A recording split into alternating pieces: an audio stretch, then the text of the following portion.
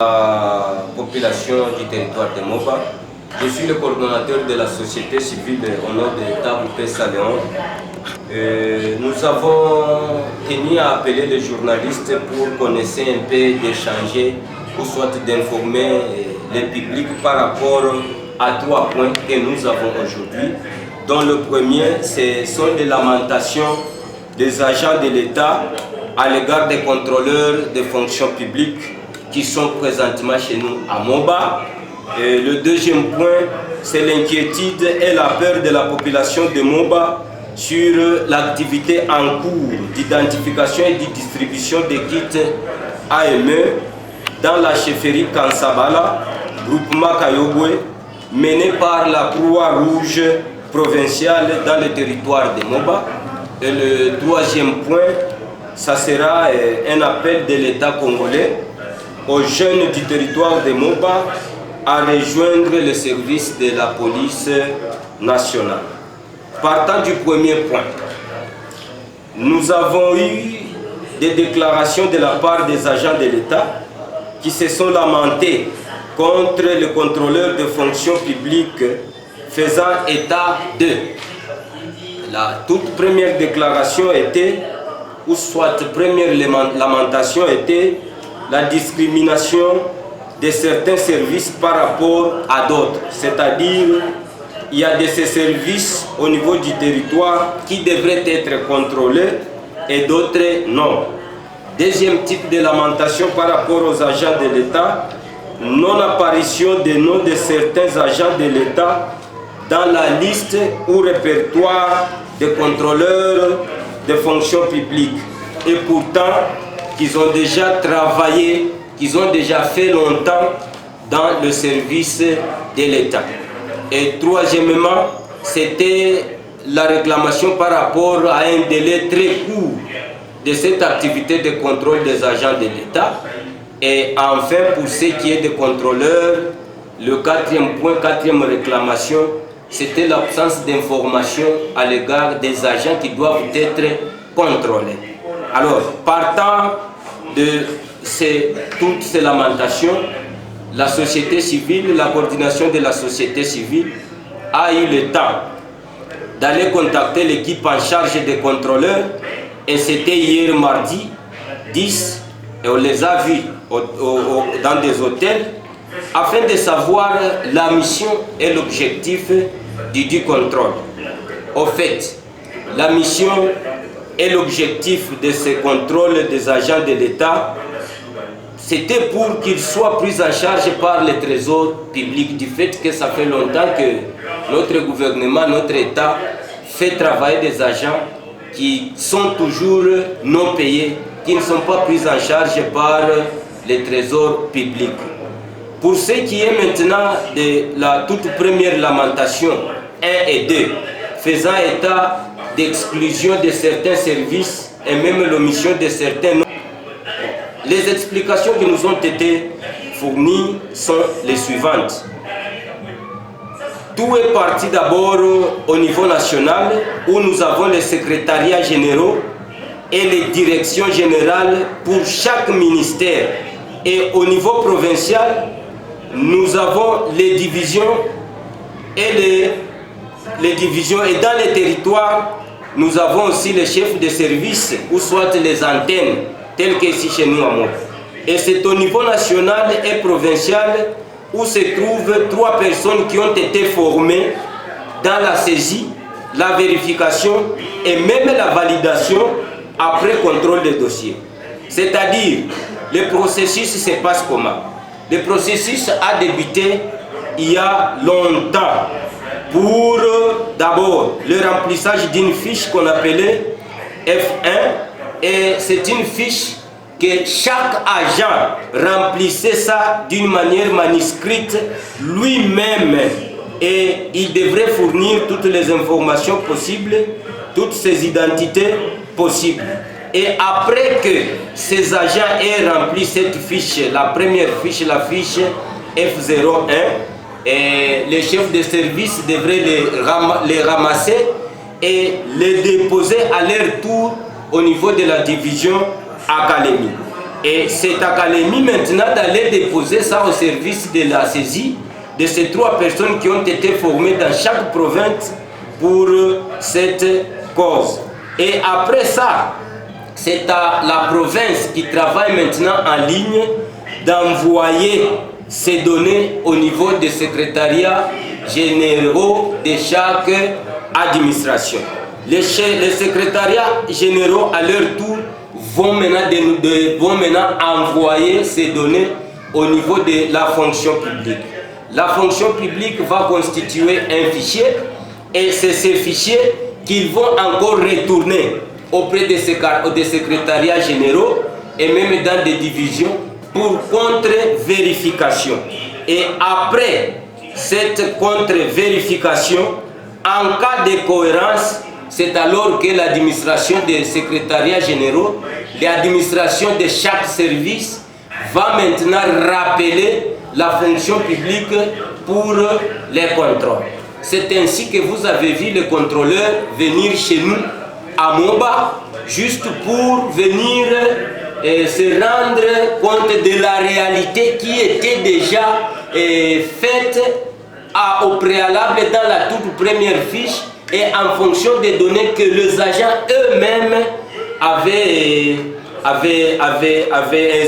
inscrites sur la fiche. Mais maintenant, partant de toutes ces explications, nous disons l'erreur n'incombe pas au contrôleur, puisque tout est parti d'abord dans l'administration de chaque service. Bon, peut-être il y a eu des négligences de la part des chefs de service et même de la part des agents et même lors des remplissages, puisque imaginez même quand les contrôleurs sont venus de service, certains d'entre eux étaient absents. De la même façon aussi pour certains agents qui négligeaient le remplissage de cette fiche F01, ils ne devraient pas se retrouver dans le logiciel, dans la machine des contrôleurs. C'est ainsi qu'il y en a qui se sont vus leur nom ne pas apparaître, il y en a qui se sont vus leur service ne pas être contrôlé. C'est peut-être du fait que la division ou soit le chef de service n'avait pas transmis les données à partir de la base, les données qui étaient aux fiches F1. Pour ce qui est maintenant de Lamentation 3 et 4, qui parlent des délais et même de manque d'informations, oui, les délais bien sûr. Les contrôleurs nous ont parlé de 4 jours, ce qui était prévu. Mais hélas, notre territoire, c'est un territoire à dimension d'un pays. Il est vrai que c'était prévu 4 jours, mais ils m'ont confirmé qu'ils étaient déjà dans 8e jour. Pour dire qu'il y a eu ajout encore de 4 jours, c'était juste une façon de donner cette latitude à tous ceux-là qui sont très loin au pointage de notre territoire, de se rendre au centre du territoire afin qu'ils soient contrôlés. Mais que cela ne tienne, il y a aussi de ceux-là qui sont en congé, qui sont en dehors de notre territoire. Bon, nous vous assurons, et nous avons plaidé pour ça, il y a un service permanent qui est présentement à Kalemi, et ce service permanent est là juste pour attendre ceux qui peuvent aller en retard. Et si vous y allez et que vous aviez déjà rempli la fiche F01 au préalable et que vos données de votre service ont été transmises à la fonction publique, je pense que vous serez contrôlé sans problème. Et j'ai même un cas, comme a déjà dit, de quelqu'un qui était à Bukavu, qu'on a contrôlé à Kalemi et qui devrait être contrôlé à Moba, et pendant que les contrôleurs sont encore à Moba. Et donc, quelque part, nous ne devons pas dire que c'est terminé. Tout celui qui n'a pas encore, qui n'est pas contrôlé jusqu'à présent, peut se donner ce courage et avoir cette chance d'être encore contrôlé. Pour ce qui est de l'information, il est vrai que sans formation, nous ne pouvons pas avancer. Sans information, nous pouvons commencer à spéculer de n'importe quoi. Mais maintenant, la fonction publique travaille sur appel des administrations de chaque secrétariat général. C'est ainsi que l'information devrait être donnée par les secrétariats généraux, par les directions générales par les divisions provinciales et des divisions provinciales vers les antennes dans nos territoires ou soit vers les chefs de service. Nous déplorons ça, chose qui n'a pas été faite. Donc, quelque part, l'information, les communiqués est passé pendant que les contrôleurs étaient déjà sur place à Moba. Chose qui n'est pas vraiment sérieux. Et nous disons au gouvernement et même aux contrôleurs d'améliorer leur façon de travailler. Puisqu'il peut y avoir réellement certains qui sont par exemple à Moliro, Moussosa, Kassenganganye. Imaginez pour se déplacer, venir à Moba Centre, il faut qu'il soit préalable, préparé pour qu'il s'informe et venir en sachant qu'est-ce qu'il peut faire. Et ça, je pense que c'était le premier point par rapport aux lamentations des agents des fonctions de l'État et aux contrôleurs. Nous venons déjà d'éclairer la lanterne. Pour ce qui est du deuxième point, et la peur par rapport à l'activité qui est en train de se passer présentement à Kayogo dans la chefferie Kansabala, où une équipe d'individus inconnus, j'ai dit inconnus, du fait qu'ils sont venus, ils sont en train d'identifier, ils sont en train automatiquement aussi de distribuer les kits AME. Bon, dans cette chefferie, menée par la Croix-Rouge, cette Croix-Rouge est provinciale dans les territoires des Moba. S'il en est ainsi, nous avons toujours eu une question en suspense ou question sans réponse sur quelle est la source, quelle est la motivation des violences communautaires entre toi et Bantou dans notre territoire de Moba. Car il y a des années et des années, les Tois et les Bantous cohabitaient sans conflit. Bon, c'est ainsi qu'à chaque cycle de violence, nous essayons d'instaurer la paix, nous-mêmes, à travers différentes structures de la société civile locale. Nous vous confirmons que nous avons même des comités de sensibilisation et de paix dans le milieu où nous avons répertorié comme foyer de conflit.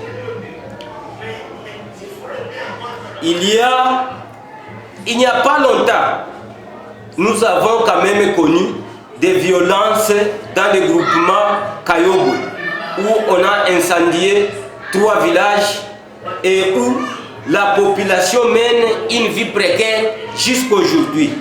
Nous, société civile de Moba, et surtout la Croix-Rouge locale de Moba, en collaboration avec le Conseil de sécurité locale, sommes partis risquer notre vie dans la sensibilisation.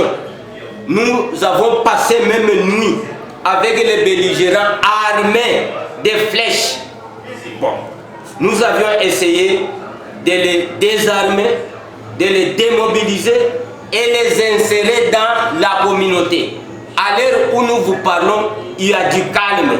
Ce calme est dû à nos propres efforts après avoir risqué notre vie d'une manière d'ensemble par nous autochtones qui maîtrisent bien la situation des Moba. Chose étonnante et qu'aujourd'hui, dans notre territoire, nous avons une équipe d'individus venus de Kalemi ayant des symboles ou emblèmes de la Croix-Rouge et qui est en train d'identifier les bénéficiaires dont la cible est connue par eux-mêmes pour enfin les distribuer les kits AM. Nous sommes là, société civile. Nous devons être informés, nous, en tant que coordination de la société civile, de tout ce qui se passe dans notre territoire. Parce que toute activité qui se réalise à Moba, les bénéficiaires doivent être informés et c'est nous, la population représentée par la coordination de la société civile, chapeautée par Taboupessa Léon. En plus, comment expliquer et comprendre qu'en période de violence, nous ne voyons pas des gens, nous ne voyons pas des aides en provenance d'ailleurs pour qu'on puisse quand même se coaliser, nous mettre ensemble, nous focaliser ensemble pour aller faire la sensibilisation dans des turbulences, dans des troubles. Mais il ne faut qu'attendre la restauration de la paix pour qu'ils viennent. Et il est fort quand il y a seulement l'activité de distribution, l'activité d'identification. Bon, en fait, nous disons l'activité de distribution de la Croix-Rouge provinciale qui va s'ingérer sans même intéresser aussi la Croix-Rouge locale, nous sociétés civiles, les structures locales. Donc il y a lieu, je dis bien, il y a lieu de suspecter ces gens d'être derrière les conflits et violences communautaires dans notre territoire de Moba pour des raisons évoquées si haut, et surtout qu'ils ne maîtrisent pas la langue locale, les foyers de conflit. Bref, ils sont sujets de tous les maux dans ce cycle de violence dans notre territoire.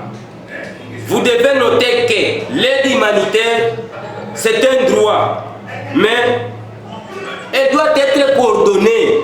Il ne faut pas le faire d'une manière désordonnée et éparse.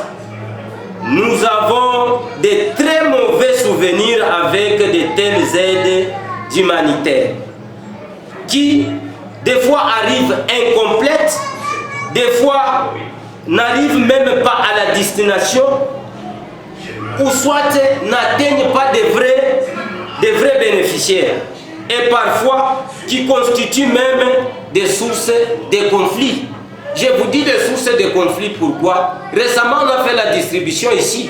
Après juste la distribution, ça en est suivi des violences communautaires où on a brûlé Kayobwe, on a brûlé Kidumu, on a brûlé plusieurs villages. Mais maintenant, s'il en est ainsi, aujourd'hui, en ma qualité de coordonnateur de la société civile de Moba, nous disons, nous demandons à la population du groupement de Kayobo d'être vigilante avec de tels individus hautains qui ne savent pas collaborer, qui ne savent pas côtoyer la population locale pour s'acquérir de la vraie situation de la population présente là-bas. Nous disons que avec de telles histoires, nous vous rappelons que dernièrement ici, c'était juste après la distribution des vivres, c'était juste après la distribution de ces aides humanitaires qu'en est suivi les violences communautaires. Alors, que ce groupe d'individus laisse cette activité dans la main de la Croix-Rouge locale, que ces individus laissent cette activité dans des structures locales de la société civile. Pourquoi? Nous disons ça du fait que c'est nous, c'est la Croix-Rouge locale qui maîtrise bien les vrais bénéficiaires de ces aides. C'est la Croix-Rouge locale, la société civile et ces structures qui savent bien les vrais besoins de la population et qui en sont des vrais bénéficiaires. Aujourd'hui, on est en train maintenant d'identifier les gens. Je vous informe au niveau des Mitonga, il devrait y avoir des bagarres suite à cette identification et distribution mal agencée, en train de résoudre le problème, mais ils sont en train d'amplifier. Et nous doutons de ce type d'aide. Vous ne pouvez pas seulement venir comme ça, sans informer, vous ne savez pas qui donner, et puis vous allez repartir pour nous laisser nous des problèmes ici à Moba. Nous n'avons pas besoin de telles aides. Vous devez les agencer et les coordonner comme il faut. Et pour votre information, j'ai dit à toute la population que ces gens doivent cesser. Et tout le monde doit bénéficier, celui qui a besoin de l'autre côté. Et s'ils ne distribuent pas comme il faut, nous disons, vous devez les chasser là qu'ils sont. Puisque ce sont des gens qui sont suspects, qui sont venus nous amener de l'aide pour que nous puissions commencer à nous entretuer. Et je vous informe, s'il y a aujourd'hui bateau, je vais voyager, je dois aller contacter OCHA et l'UNICEF, du fait que l'UNICEF, c'est eux, c'est lui le bailleur de ces histoires. S'il est aussi impliqué dans ces histoires pour nous amener, nous, des conflits ici. D'ailleurs, nous n'avons même pas besoin de ces aides du fait que ce sont des aides conflictuelles. Ouais. Nous allons avec le troisième point, et je pense qu'il soit le dernier.